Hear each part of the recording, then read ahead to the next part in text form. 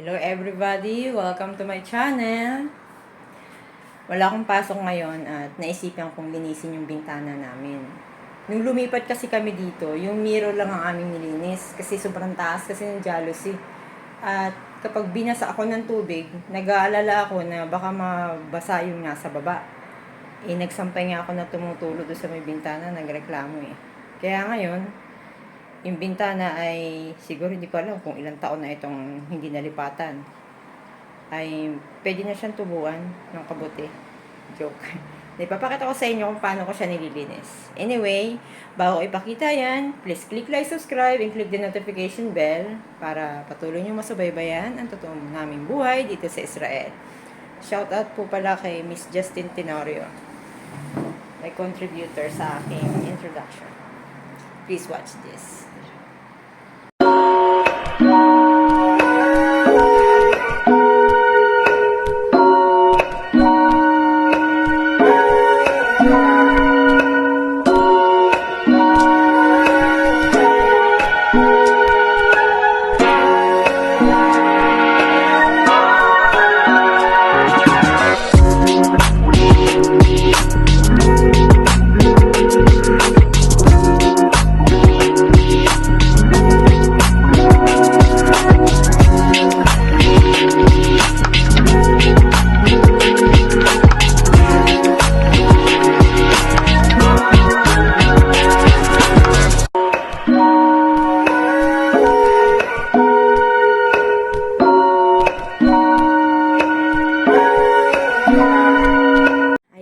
Itong bintana na ito ay pwede kong lagyan ng I love you. Ayan, makapal na. Yan po ay hindi naman bakterya, kundi dirt from the nature. Siyempre, nasa disyerto tayo. May mga time na nagsa-sunstorm, napupuno ng disyerto ang bintana.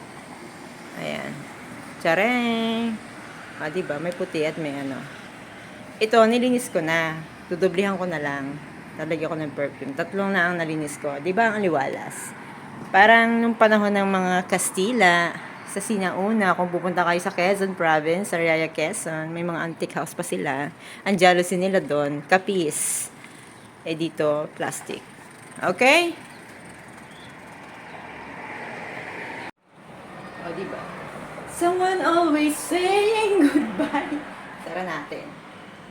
Usod-usod ka. Hindi ko maisara ang jealousy. Bakit ganun? Ayan. Sara, para makita ang mga pilik-ilik ko maitim. Pero ito, normal na to.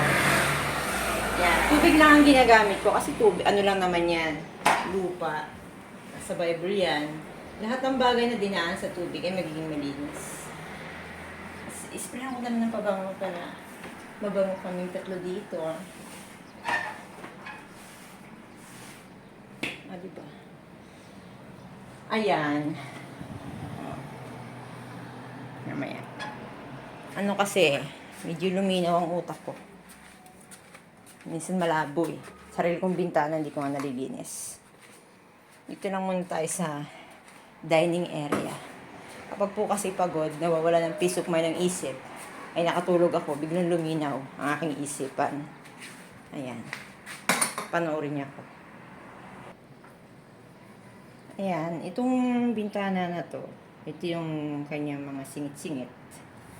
Ayan. Yan yung magiging itsura niya. Marami ng itim. Lupa. Lupa lang naman yan, hindi yan madumi. Hindi katulad talaga ng dumi na matagal ng panahon. Yan, hindi dito masasabing kung kailan ang sunstorm. May time, nag-iiba na yung kulay ng paligid, lumalabo. Ibig sabihin, nagliliparan ng sunstorm. Malapit na po kasi ang Yom Kippur at Rosh Hashanah. Parang yan yung sinatawag nilang New Year, September. Naalala ko, pag September, nag-change kami ng magazine sa hotel. Doon na naglalagay ng bagong magazine. Kaya tingin ko, doon sa bagong renovate sa amin na floor, 10th floor, na madali. At tingin ko yun, papapasukan nila yan ngayong holiday season. Di ba? Eh, nirenovate lang naman doon, ano eh. Sahig. Sahig niya CR, padera CR. Tapos tinanggal ang bathtub. Ganun lang. Sa aming bintana, dinadungawin mo ang bintana. Hirang. Please watch me. Charot.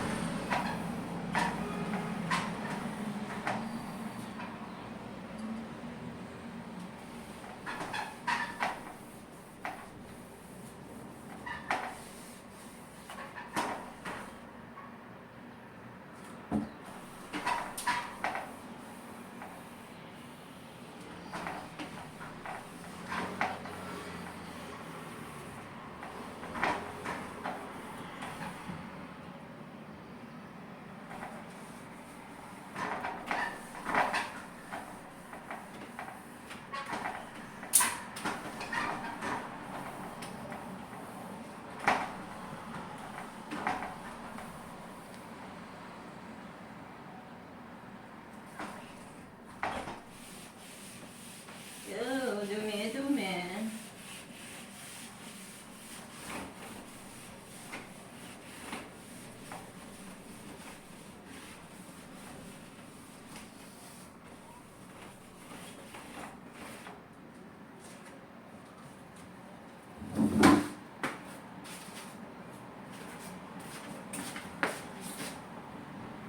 O, diba?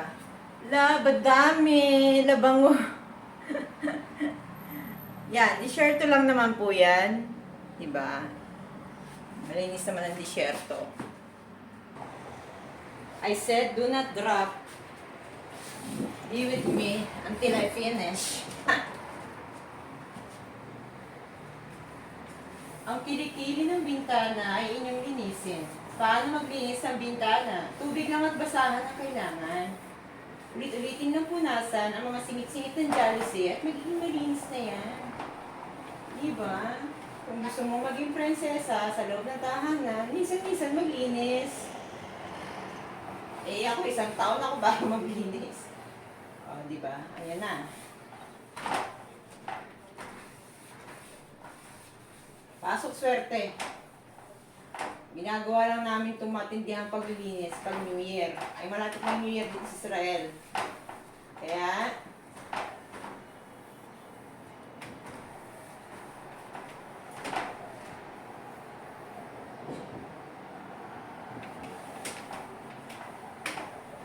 tapusin ko to bago ako pumunta ng hotel. Gusto ko pumunta ng hotel kasi ayusin ko yung card ko para bukas.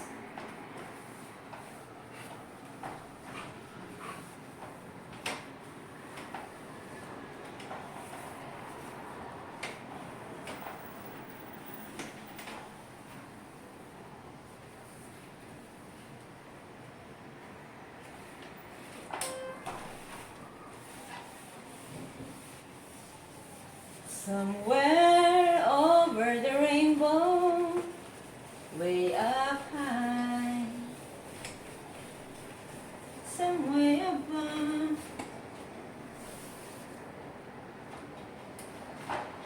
And then, lalagyan natin ng pabango. Spray-sprayhan natin ng pabango para bumango. Yung sa baba, sa mga susunod na araw na, kaya magpapagod ako. Malilit na bintana naman yon. Natapos ko na yung 4. Yun na lang 2 ito. Diba? Ang puti-puti na. Itong, yan, may bintanang yan. Jalousie. Meron pa dyan sa baba. Sa susunod na lang. Madali na yan kasi nasa baba.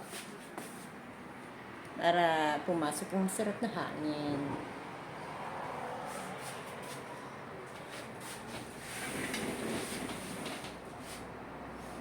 Nahirapan ako sa mirror. Kailangan ng panungkit para malinis. Kasi ito, papasok mo pa yung kamay mo, sasabit ka. Ang kapal.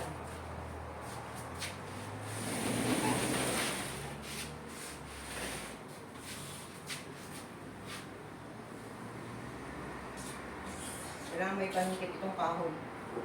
Meron ka na dito panungkit. Teka, kukunin ko.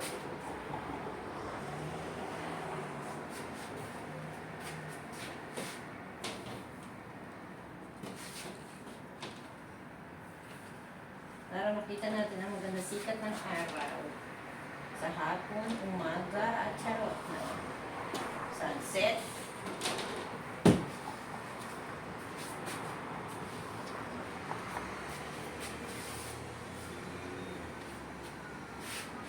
Ito lang muna tayo. Yung pinakang next time.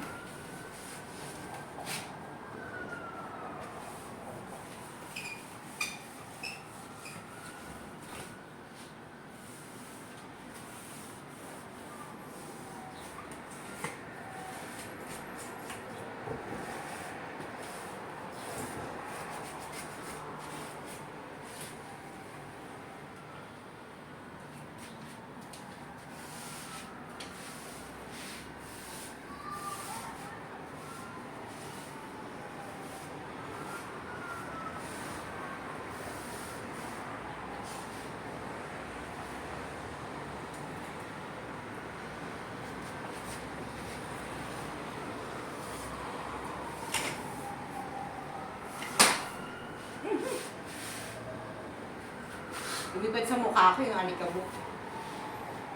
Kapal eh.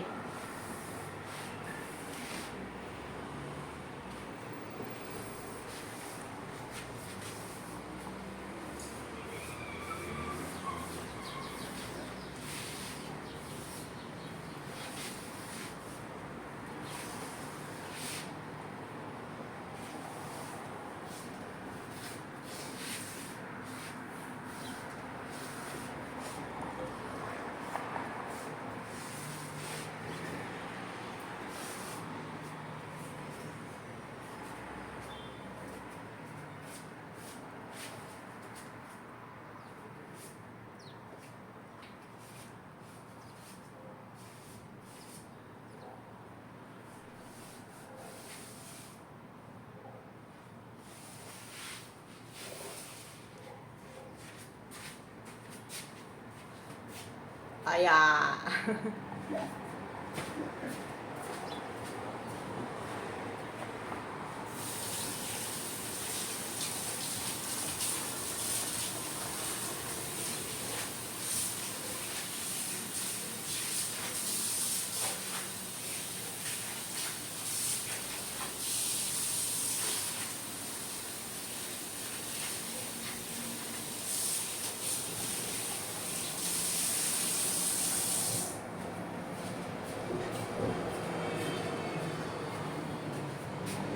Okay, aakit na ako sa taas para ipagpatuloy ang pagtatanggal ng dumi. Nilinisin ko na kasi napapasipag ako. Baka hindi ko na magawa ito sa susunod na araw. Tinatamad ako pag tuloy-tuloy ko na lang ito. Madali lang naman siya linisin. At masarap yung hangin habang naglilinis. Pumapasok.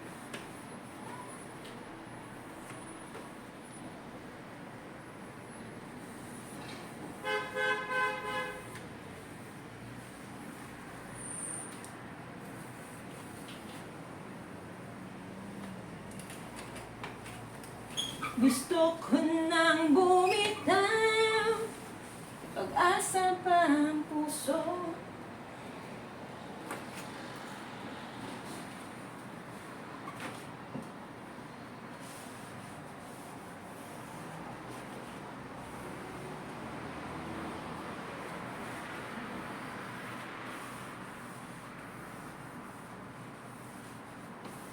It's a miracle na naisip kong linisin to.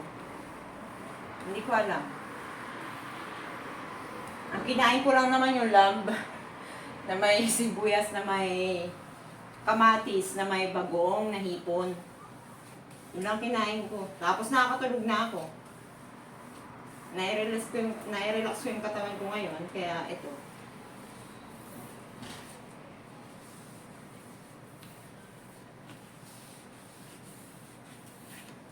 Alam nyo guys, namatay na pala yung butiki na puti. Nakita ni Hamor na namatay. Matigas na daw. Hindi siya siguro na namatay siya kasi hindi siya pumasok siya sa bahay na to. Hindi siya makahinga, hindi naman ito environment niya. Wala siya makain, kawawa naman siya. Ito kasi siya nakikita na mamasyal.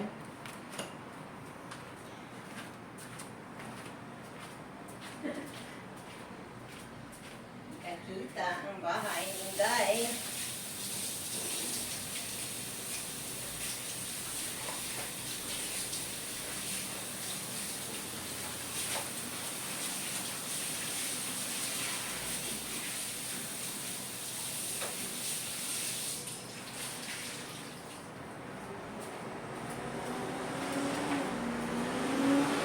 Hello! Hello! Diyan naman tayo sa pangalawa. Lagyan natin na. Babango, para bumango. Ang bang-bang. Ganda sana kung may solar na Christmas light. Lagyan ko itong bintana. Ganda nito.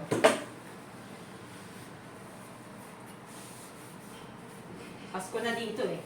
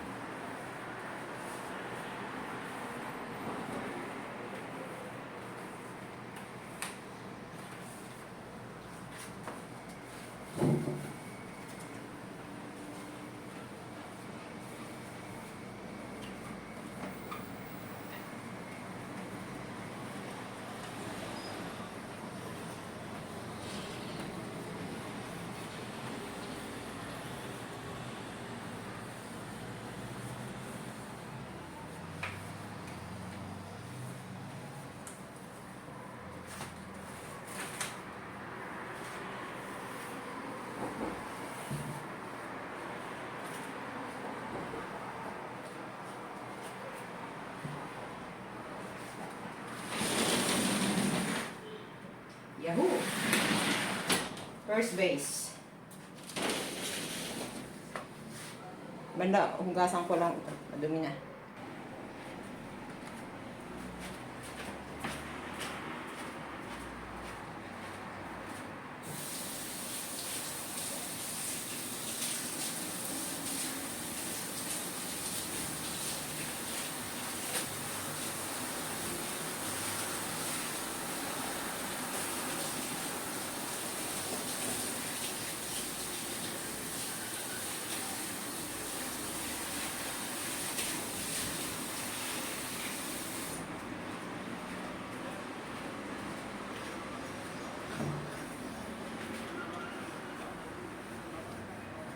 Huwag siya magreklamo kung natatalsikan siya ng dust. Siya lang malinis.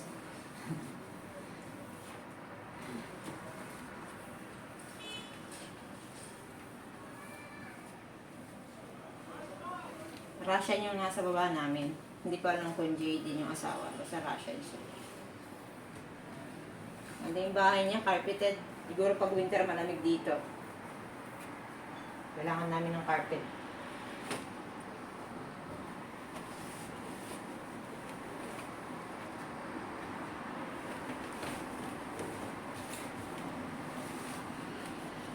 Bili ako ng table. May nakita akong table doon sa 45 shekel yata yun. Galing ko dito sa kwarto ko. Susulat ako. Plastic na table. Ay, magandang kulay na mabiling table.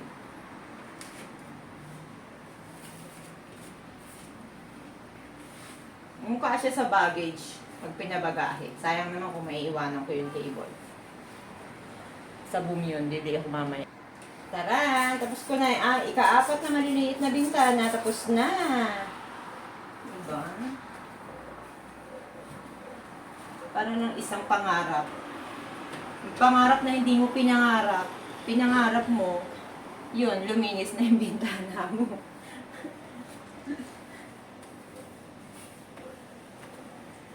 Gugulat yung dalawa, bakit bukas yung bintana sa baba? Nabubuksan pala yun. Wala, nagbayad ako ng housekeeper para maglinis. Ayun, nalinis.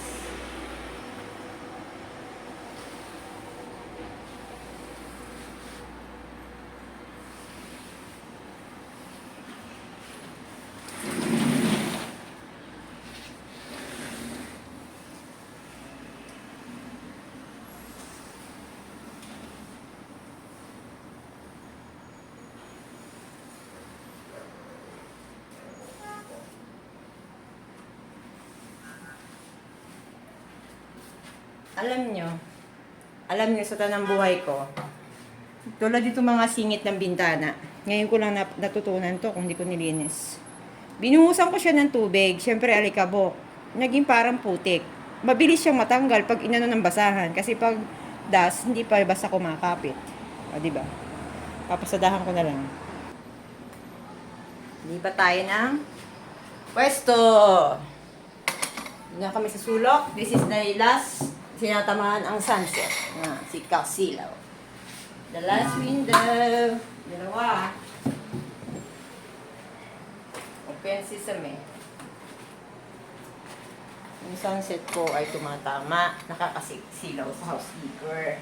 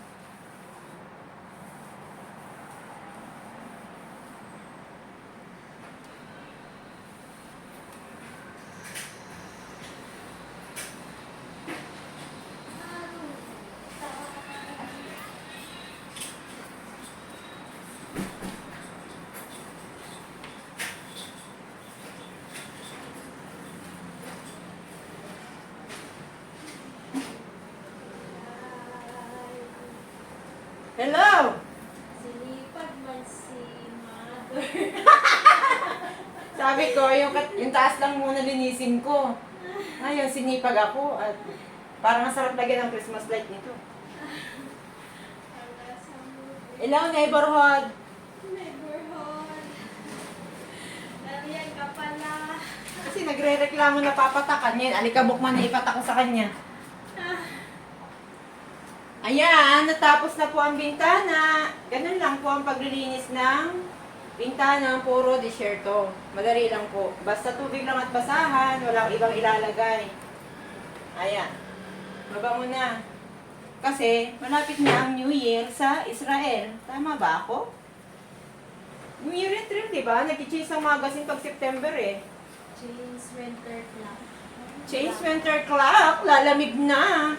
Ihanda na ang mga outfit na pang winter. Hindi pa ngayon. Excited. Excited suni.